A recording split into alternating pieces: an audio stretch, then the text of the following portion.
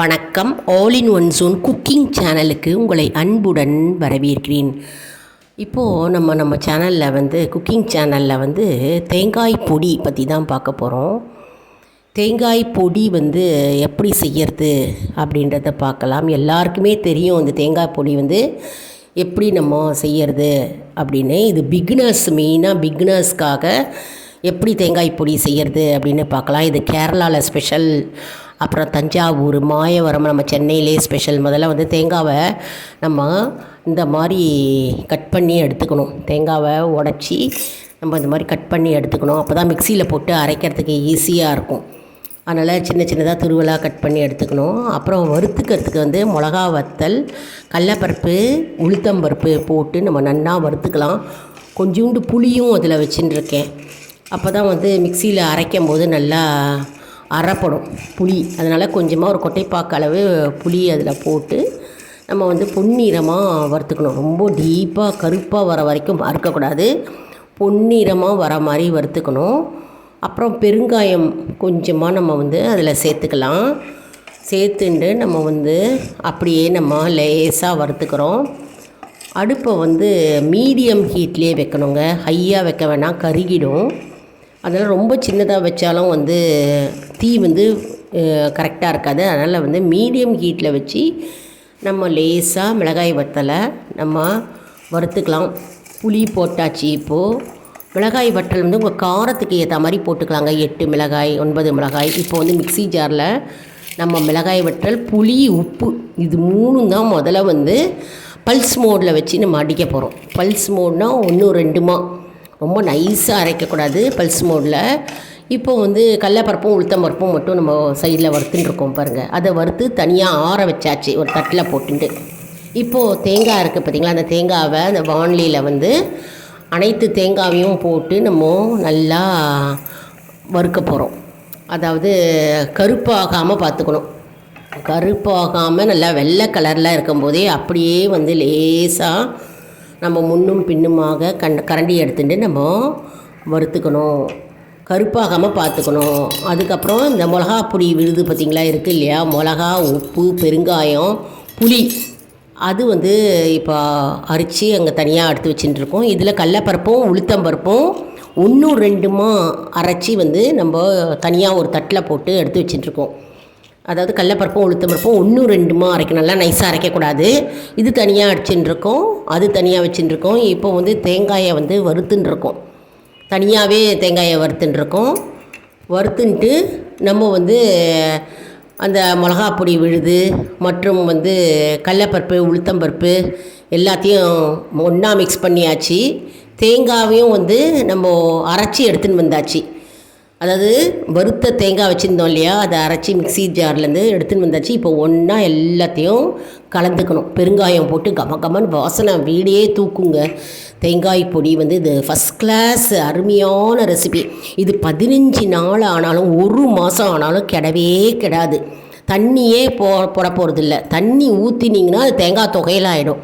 அதனால் தண்ணியே சொட்டு கூட காணாமல், அது காட்டவே கூடாது. தண்ணி காட்டாமல் நம்ம எல்லாமே ட்ரை ரோஸ்ட்டில் நம்ம செய்கிறோம். வேணும்னா 2 ஆறுக்கு கருவேப்பிலை போட்டு நம்ம வறுத்து அதோடு சேர்த்து அரைச்சிக்கலாம். அதுவும் நல்லாயிருக்கும். இது 1 மாதம் கெடாமல் அப்படியே நம்ம கண்ணாடி பாட்டிலில் போட்டு வச்சோன்னா ஸ்டோரேஜ் அப்படியே இருக்கும். கெடாதுங்க. இந்த தேங்காய் பொடி அப்படின்றது நம்ம சாதத்துக்கு தொட்டுன்னு சாப்பிடலாம். இட்லி, தோசைக்கு மிளகா பொடிக்கு பதிலாக இதை போட்டுட்டு நல்லெண்ணெயை ஊற்றிட்டு கலந்து நம்ம சாப்பிடலாம். அருமையான தேங்காய் பொடிங்க. இந்த தேங்காய் பொடி நம்ம சாப்பிட்டா நமக்கு உடலில் அதாவது நமக்கு எப்போவுமே தேங்காய் நம்ம உடலில் சேர்த்தா நல்லது. அது கெடுதல்னு கிடையாது. ஏன்னா வறுத்துடுறோம், தேங்காயை வறுத்து தானே பொடி பண்ணுறோம். அது கெடுதல் கிடையாது. மற்றும் இது தேங்காயை வச்சு நம்ம தேங்காய் பால் அது பண்ணால் நம்ம வயிற்றில் இருக்கிற பூச்சி அதெல்லாம் அழிஞ்சிரும். அதே மாதிரி வயிற்று புண்ணு ஏதாவது இருந்தால் கூட தேங்காய் பால் நம்ம குடிக்கும்போது அது அழிஞ்சிரும். தேங்காய் பால் எப்படி செய்கிறது அப்படின்றது ஒரு வீடியோ நான் அப்புறம் அப்லோடு பண்ணுறேன். இன்றைக்கி தேங்காய் பொடி பண்ணியிருக்கேன். இந்த தேங்காய் பொடி பண்ணுறதுக்கு நீங்கள் சின்ன ஃபேமிலி அப்படின்னிங்கன்னா ஒரு 2 தேங்காய் போகும். பெரிய ஃபேமிலி ரொம்ப நாள் வச்சு சாப்பிடணும் அப்படின்னா நீங்கள் ஒரு 6 தேங்காய் 7 தேங்காய் கூட தாராளமாக நீங்கள் உடச்சி நீங்கள் செய்யலாம். உங்கள் ஃபேமிலி மெம்பர்ஸ்க்கு ஏற்ற மாதிரி நீங்கள் தேங்காயை உடச்சி கீறு போட்டுட்டு நல்லா வறுத்துண்டு தனித்தனியாக வறுத்துண்டு இதே மெத்தடில் இப்படி பண்ணிங்கன்னா ஒரு ஏர்டைட் கண்டெய்னரில் போட்டு ஸ்டோர் பண்ணிவிடுங்க. இது வந்து கெடவே கெடாதுங்க, எதுவுமே துளி கூட கெடாது. இப்போ வந்து இன்றைக்கி கொஞ்சம் ஈரப்பசையாக இருக்க மாதிரி இருக்கும், கொஞ்சம் திக்காக இருக்க மாதிரி இருக்கும், பிசு பிசுன்னு இருக்க மாதிரி இருக்கும். நாளைக்கு வந்து என்னாகும், நாளைக்கோ நாளன்னைக்கோ நாளாக என்னாகும், உதிரி உதிரியாக ஆகிடும். தேங்காய் பொடி பார்த்திங்கன்னா மிளகாய் பொடி எப்படி இருக்குது பார்த்தீங்க, அதே மாதிரி உதிரியாக இருக்கும். ஒன்றும் ரெண்டுமா தனித்தனியாக இருக்கும், சேர்ந்து இருக்காது, பசத்தன்மை இருக்கா மாதிரியே இருக்காது. அதனால் ரொம்ப நாள் வச்சு நம்ம இது சாப்பிடலாம், குழந்தைங்களும் சாப்பிடலாம், பெரியவர்களும் சாப்பிடலாம்.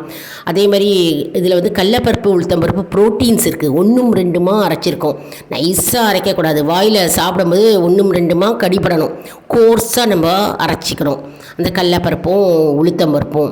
மற்றும் தேங்காயை வந்து ஒரு சுத்து மிக்சியில் பல்ஸ் மோடில் பண்ணிட்டோம்னா நல்லா உதிரியாக அருமையான தேங்காய் பொடி. பெருங்காயம் நிறையா போடணும், கமன்னு வாசனையாக இருக்கும். தேவைக்கேற்ப உப்பு போட்டுக்கணும். அதே மாதிரி மிளகாய் வற்றை வந்து கூட குறைச்சி போட்டுக்கோங்க. உங்கள் ஃபேமிலி மெம்பர்ஸ்க்கு காரம் அதிகமாக வேணும் பிடிக்குன்னா காரம் அதிகமாக 2 மிளகாய் கூடவே சேர்த்துக்கோங்க. ஃபேமிலி மெம்பர்ஸ்க்கு காரம் வந்து குறைவாக வேணும், உங்களுக்கு குறைவாக வேணும் அப்படின்னா மிளகாயை குறைச்சிக்கோங்க. அது நீங்கள் தான் பார்த்துக்கணும். அது மற்றதெல்லாம் பார்த்திங்கன்னா இது கமன்னு வாசனையாக ஈஸியாக செஞ்சிடலாம். இப்போ ஆஃபீஸ் கொய்யாஸ் இருப்பீங்க, ஸ்கூல் கொய்யாஸ், காலேஜ் கொய்யாஸு, காலையில் என்ன செய்வீங்கன்னா சாதம் மட்டும் வச்சுக்கலாங்க. சாதம் வச்சுட்டு இதை வந்து தேங்காய் பொடியை போட்டு மிக்ஸ் பண்ணி டிஃபன் பாக்ஸில் எடுத்துகிட்டு போயிடலாம். கூட சிப்ஸு வச்சுக்கலாம், இல்லை அப்பளம், இல்லை ஏதாவது ஒரு பொரியல் வறுவல் எது வேணாலும் எடுத்துகிட்டு போகலாம். ரொம்ப குயிக்காக ஈஸியாக இன்ஸ்டண்ட்டாக லஞ்ச் பாக்ஸ் ரெசிபி இது. தேங்காய் பொடி கையில் எடுத்துகிட்டு போயிடலாம். வீட்லேயும் பார்த்தா தேங்காய் பொடி சாதம் போட்டு கலந்து நல்லெண்ணெயை சொட்டு ஊற்றிட்டு சாப்பிட்டோம்னா அப்பா, நம்ம வந்து அதுக்கு பீட் பண்ணவே முடியாதுங்க, அந்த மாதிரி அருமையாக இருக்குங்க. இதெல்லாம் வந்து பழங்காலத்து ரெசிபி, நம்ம இதெல்லாம் மறந்துடுறோம். நம்ம வந்து இனிமேல் தான் வந்து நம்ம ஒன்றா இதெல்லாம் நம்ம செய்ய அது வந்து நம்ம பாரம்பரியம் வந்து நமக்கு அப்படியே இருக்கும். மற்றும் வந்து இந்த பிகினர்ஸ்க்கு வந்து டக்குன்னு ஈஸியாக இதை பார்த்து கற்றுட்டு செய்யலாம். அதே மாதிரி ஹாஸ்டலில் இருக்கிறவங்க, ரூமில் தனியாக தங்கி படிக்கிறவங்க, அவங்களுக்கெல்லாம் ஈஸியாக இருக்கும். இந்த பாட்டில் நிறையா போட்டு ஸ்டோரேஜ் பண்ணிட்டீங்கன்னா ரைஸ் மட்டும் வச்சுட்டிங்கன்னா போதும். இது அருமையான ஒரு ரைஸ் கலந்துட்டு நம்ம சாப்பிடலாம். இட்லி செஞ்சாலும் தொட்டுன்னு சாப்பிடலாம், தோசை செஞ்சாலும் தொட்டுன்னு சாப்பிட்லாம். ரொம்ப quick and easy instant dish இது, அருமையாக இருக்குங்க. செஞ்சு பாருங்கள் அனைவரும். உங்கள் ஊரில் நீங்கள் எந்த மாதிரி பொடி செய்வீங்க, இந்த தேங்காய் வச்சுட்டு எப்படி செய்வீங்க அப்படின்றதும் நீங்கள் கமெண்ட் செக்ஷனில் தெரிவிங்க. இது வந்து இந்த வீடியோ உங்களுக்கு ரொம்பவே யூஸ்ஃபுல்லாக இருக்கும் அப்படின்னு நான் நினைக்கிறேன். அதாவது தேங்காயை வச்சுட்டு நம்ம பலவிதமான டிஷ் செய்யலாங்க. தேங்காய் பர்பி, நிறையா தேங்காய் இருந்ததுன்னா தேங்காய் பர்பி செய்யலாம், அதாவது மோர் குழம்பு செய்யலாம். அதே மாதிரி இது குழிப்பணியாரம், தேங்காயை போட்டு கோதுமை, அரிசி மாவு, வெல்லம் போட்டு கலந்து ஏலக்காயை போட்டு குழிப்பணியாரமாக ஊற்றினாலும் எல்லோரும் சாப்பிடுவாங்க, அதுவும் நல்லாயிருக்கும். நான் சொன்ன மாதிரி தேங்காய் பர்பி மற்றும் தேங்காயில் வந்து தேங்காய் பால், தேங்காய் துவையல் எது வேணாலும் நம்ம செய்யலாங்க. ஆனால் இந்த பர்டிகுலர் டிஷ் பார்த்தோம்னா இது லாங் லாஸ்டிங்காக இருக்கும், கெட்டே போகாது. நல்லா தேங்காயை வதக்கிட்டோம், நல்லா வெறும் வானிலையில் போட்டு வதக்கிட்டா அது நீண்ட நாள் அப்படியே இருக்கும். வதக்காமல் செஞ்சால் தான் நமக்கு ஸ்மெல் வரும். இது நம்ம தேங்காயை நல்லா வதக்கிட்டோம், மற்ற சாமான்கள் அனைத்தும் நம்ம நல்லா வறுத்துட்டு நம்ம காய வச்சுட்டு ஆற வச்சுட்டு, சூடாக அரைக்கக்கூடாது, ஆற வச்சுட்டு நம்ம மிக்சியில் போட்டு அரைச்சி எடுத்து வச்சுட்டு டப்பாவில் போட்டு ஒரு ஏர்டைட் கண்டெய்னரில் போட்டு வச்சுட்டோம்னா போகிறோம். இது ஸ்டோரேஜ் நல்லா வந்து நம்ம மெயின்டைன் ஆகும். அதனால் இது ரொம்ப ஈஸியாகவும் செய்யலாம், குயிக்காகவும் செய்யலாம். கடைசியில் நம்ம வந்து என்ன பண்ணணும், மிக்சியிலேருந்து எடுத்த பிறகு நம்ம வந்து எல்லாத்தையும் ஒன்று போல் கலந்து விடணும். 2 கரண்டி வச்சு 2 சைடும் வந்து அடியிலேருந்து மேலே, கீழிருந்து மேலே எல்லா பக்கமும் கலந்து விடணும். அப்போ தான் ஒத்தாப்பில் அதில் உப்பு, பெருங்காயம், மற்ற சாமான்கள்லாம் போட்டிருக்கோம் இல்லையா, எல்லாம் வந்து ஒத்தாப்பில் ஈக்குவலாக சேமாக நமக்கு கிடைக்கும். அதனால் கீழிருந்து மேலே எல்லாத்தையும் கலந்து நல்லா விட்டுட்டு நல்லா ஆறின பிறகு ஏர்டைட் கண்டெய்னரில் போட்டு நம்ம ஸ்டோரேஜ் பண்ணி வச்சுக்கலாம். ரொம்பவே யூஸ்ஃபுல்லாக இருக்கும். மற்றும் ஃபாரினில் இருக்கிறவங்க கூட இந்த மாதிரி பண்ணி வச்சுக்கலாம். ஃபாரினில் தேங்காய் இருந்தாலும் சரி, எந்த நாட்டில் இருந்தாலும் சரி, நீங்கள் இந்த மாதிரி செஞ்சு வச்சுக்கலாம். மற்றும் உங்கள் ஊரில் உங்கள் நாட்டில் நீங்கள் எந்த மாதிரி பொடி செய்வீங்க தேங்காயை வச்சுட்டு, உங்களுடைய மெத்தட் என்ன அப்படின்றதையும் எங்களுக்கு தெரிவிங்க. அதாவது நாங்கள் இந்த மாதிரி மெத்தடில் நாங்கள் செய்கிறோம் தேங்காய் பொடின்னு. நீங்கள் வேறு ஏதாவது சாமான் சேர்த்து ஆடப் பண்ணி பொடி செய்வீங்களா தேங்காயை வச்சுட்டு, இல்லை எப்படி செய்வீங்க, உங்களோட மெத்தட் என்ன, உங்களோட ப்ரிப்ரேஷன் எப்படி இருக்கும் அப்படின்றத கமெண்ட் செக்ஷனில் தெரிவிங்க. என்ன அன்பர்களே, இந்த வீடியோ உங்களுக்கு மிகவும் பயனுள்ளதாக இருக்கும் என்று நான் நம்புகிறேன். இதை மற்றவர்களுக்கும் ஷேர் செய்யுங்கள், அவர்களும் பயனடையட்டும். அதாவது ஆல் இன் ஒன் ஜோன் அன்பர்களுக்கு ஒரு அன்பான வேண்டுகோள். நம்முடைய கம்யூனிட்டி போஸ்ட்டில் கேள்வி பதில் நேரம் வருங்க. அந்த கேள்விகளுக்கு பதில் தாங்க. இதன் மூலம் நம்முடைய ஊக்கம் எப்படி இருக்கிறது அப்படின்றது நம்ம தெரிஞ்சுக்கலாம். இது ஒரு ஊக்கமாகவே நமக்கு அமையும் இல்லையா? ஏன்னா நம்ம கேள்விக்கெல்லாம் பதில் சொல்ல சொல்ல நமக்கு ஒரு ஆர்வம் ஏற்படும். அதனால் இது சப்ஸ்கிரைப் செஞ்சவர்களுக்கு மட்டும்தான் தெரிய வரும். நம்முடைய சேனலை மறக்காமல் சப்ஸ்கிரைப் செய்து கொள்ளுங்கள். அடுத்த வீடியோவில் வேறொரு தலைப்புடன் உங்களை சந்திக்கிறேன். நன்றி, வணக்கம். நம்முடைய சேனலில் பல ஆன்மீக தகவலும் இருக்குது, ஆன்மீக வீடியோஸ் இருக்கிறது, நிறைய வீடியோஸ் இருக்குது. ஆல் இன் ஒன் ஜோன் சேனலில் நீங்கள் கூகுளில் டைப் படித்தாலே போகிறோம், நம்ம சேனல் வந்துடும்.